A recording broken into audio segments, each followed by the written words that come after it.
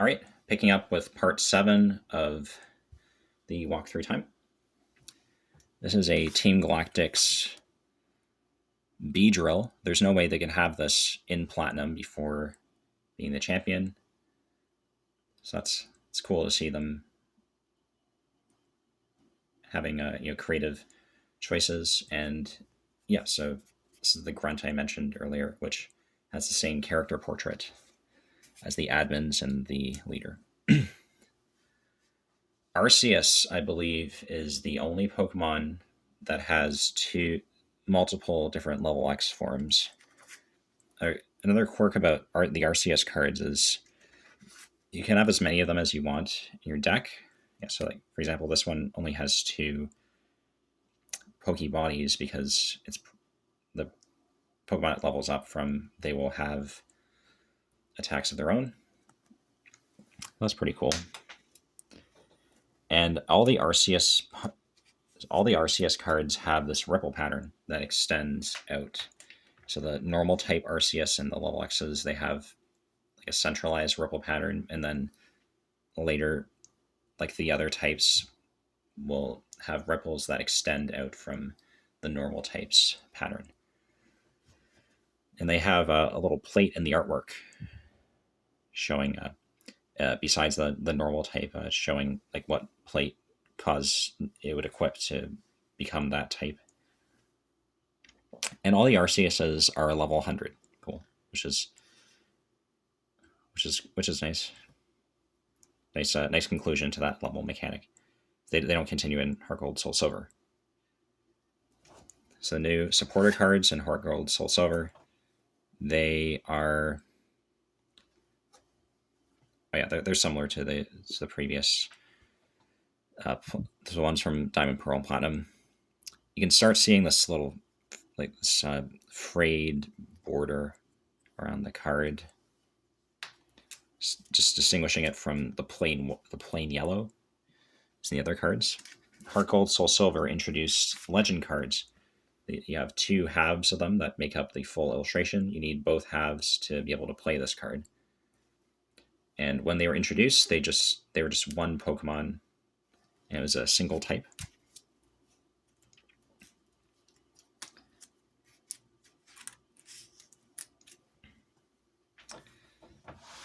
They also had Pokemon Prime, which have torn up frames, gold names, silver holographic Cosmos borders, and show the Pokemon with a very close-up shot looking menacing.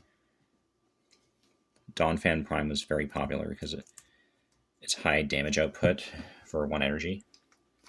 This is a secret rare from Heart Gold, Soul Silver, the Red Gyarados. And they started getting these Alph lithograph cards, which it's going to be very difficult to see this hollow. But there isn't a different type of hollow pattern. It's not shiny, but you can see like rune-like patterns on the surface of the card. It's going to be almost impossible to see it. Probably over the video. Then in Unleashed, they introduced these multiple Pokemon on the card with the legendary dogs. And the legendary dogs were also featured in multiple cards. Each of them got 2 legend cards. So like, for example, Suicune appears in both of these. And Lugia, during Heart Gold, Soul Silver, was given the water type, which is fun. It's a trainer card, legend box referencing legend Pokemon. And they did another callback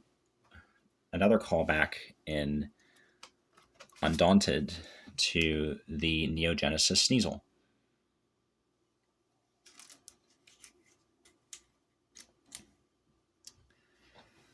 The Unknown, during this period, they didn't do individual letters anymore. They just have them sorted into several words. So like dark, for example.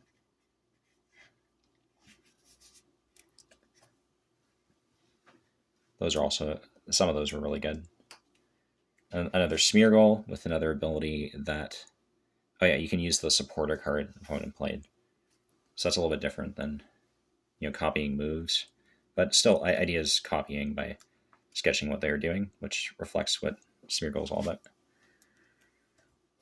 Then in Triumphant, they started doing legend cards for. I think they did this a little bit in. Oh yeah, in Undaunted they started with Kyogre, Groudon, Rayquaza, Deoxys, but you see, they feature Pokemon that are outside the typical encounters from Heart Gold, Soul Silver, and just like the legendary dogs, these are dual type. The types reflecting the primary typings of the two Pokemon featured. And for Stone Evolutions, kind of like what Arceus did with the plates, for Stone Evolutions, they feature the Evolution Stone in the holographic artwork they evolve from, that they evolve using. Baby Pokemon are back. Here they have the Sweet Sleeping Face ability, which allows you to stall, and they have an attack that doesn't require any energy.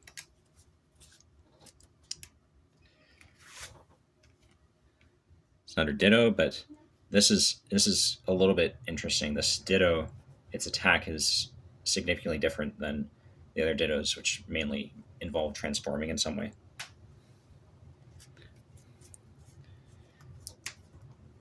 It's another Pokemon Prime, but a legendary this time instead of a final evolution. And we get more references to Lost Zone in Heart Gold, Soul Silver. It's like this bayonet. If you look at what's coming out of its mouth, it has the same color scheme as what we saw in the background with Giratina, the red and green, referencing its Lost Crush attack. You can see in the Darkrai and Cresselia, there's something emerging behind the two of them. It uses the same color scheme as the Lost Zone and the other cards. And then we get some Pokemon Prime, like Absol. This is the only single stager Pokemon Prime. So, yeah, in Triumphant, they had Pokemon Prime from other games, not just Heart Gold, Soul Silver, and they feature the red, green, and blue from the Lost Zone in the background. Yeah, so it's a single stager, and then Evolution, Magnezone, and a Legendary with you. All have that. Then we get into Call of Legends. Call of Legends, we have these are more Pokemon that reference the Lost Zone, so that they feature this little spherical ball in each artwork. They have a baby Pokemon, Mime Jr., Final Evolution, Tangrowth, and a Zangoose, all referencing the Lost Zone.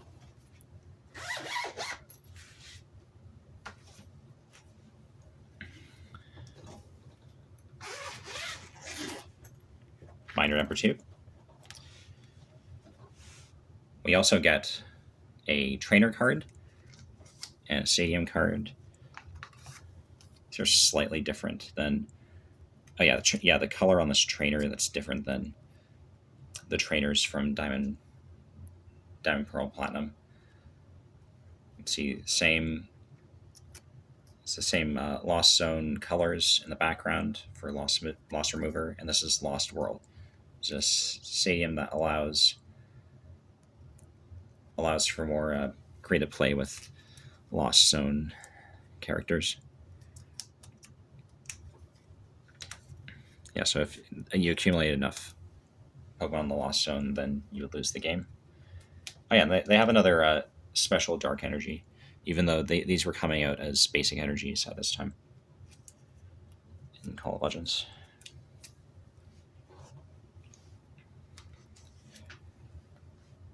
We have a promo Suicune. This is Shiny Suicune. It's released in tins this set. And in Call of Legends, the main mechanic was the shiny legendaries. So they had these holographic legendaries included in the set, but then they also featured a special subset, the SL set, that have the same attacks as the previous version, but they're shiny and they have a cool silver border.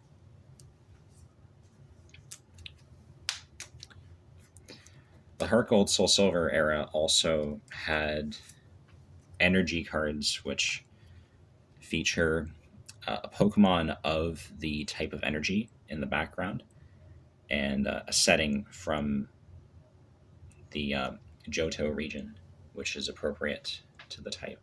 So, like this one is from Elex Forest, where you find Celebi and Celebes in the background. These holo versions were from Call of Legends, but before that, they were distributed as non-holos inside the Heart Gold and Soul Silver sets. They also came out in League promos, like this Ampharos.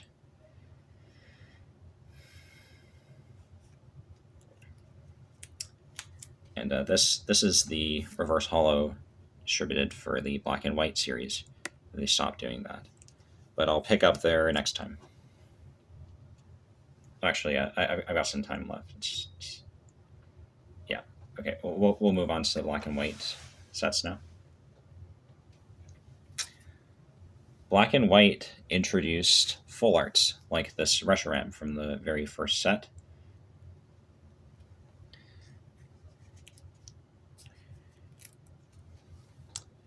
Continues secret rares. This secret rare is a Pikachu. See that the energy symbol in the top right is holographic, along with the word basic. The other energy symbols and the set symbol. There's a holographic pattern over just Pikachu, and you can see Thunderbolt on the front.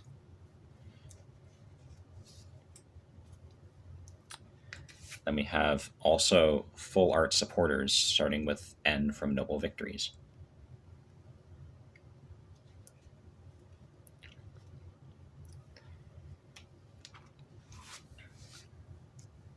Another secret rare from Noble Victories, this Meowth.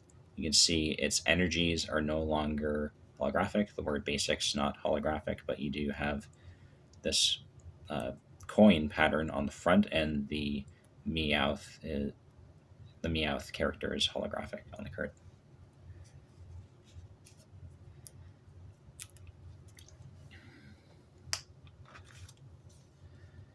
For shiny Pokemon during the Black and White era, we have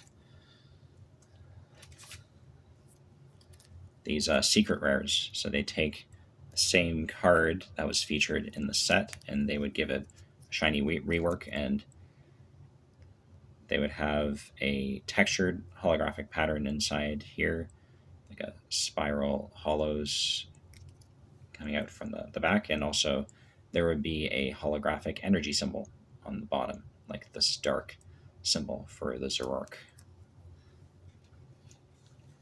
And that was only fully evolved and this legendary before they started introducing gold to them. Black and White introduced these uppercase EX cards. And these uppercase EX cards were initially only legendaries, like this Terrakion.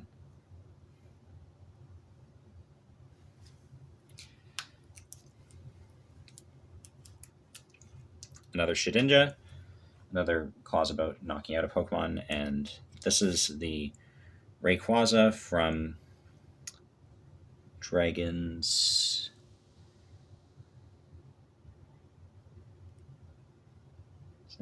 Dragons Exalted.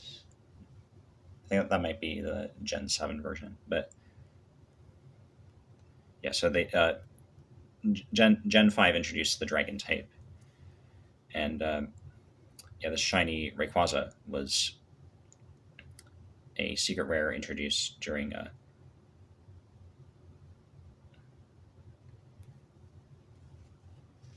it was Dragons Exalted expansion. That's the only legendary one of those before they became gold. These are all Dragon Vault cards. You can see multiple variations of Fracture. Here we have an evolution line, so Dragonair going to Dragonite. This is a Cosmos Holo, but also came with the Tinsel Holo, which is the name for the new holofoil pattern in Gen 5.